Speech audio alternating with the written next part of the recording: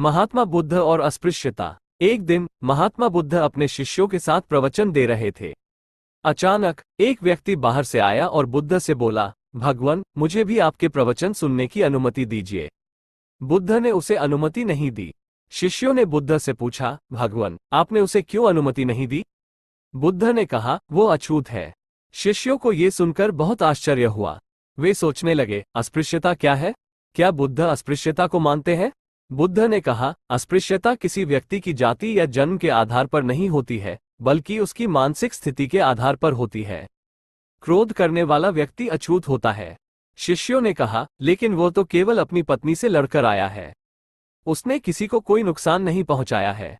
बुद्ध ने कहा, क्रोध एक नकारात्मक भावना है, ये दूसरों को भी प्रभावित कर सकती है। क्रोध करने वाला व्यक्ति मानसिक हिंसा करता है। बुद्ध ने उस व्यक्ति को कहा, तुम्हें आज धर्मसभा से बाहर ही रहना चाहिए।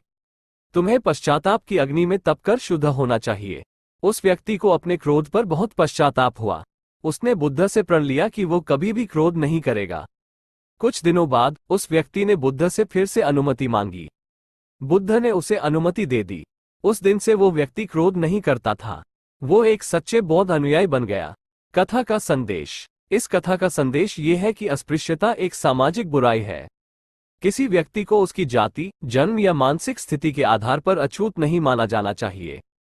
क्रोध एक नकारात्मक भावना है जो दूसरों को भी प्रभावित कर सकती है। क्रोध करने वाला व्यक्ति मानसिक हिंसा करता है। इसलिए हमें क्रोध से बचना चाहिए और दूसरों के साथ प्रेम और दयाभाव से पेश आना चाहिए।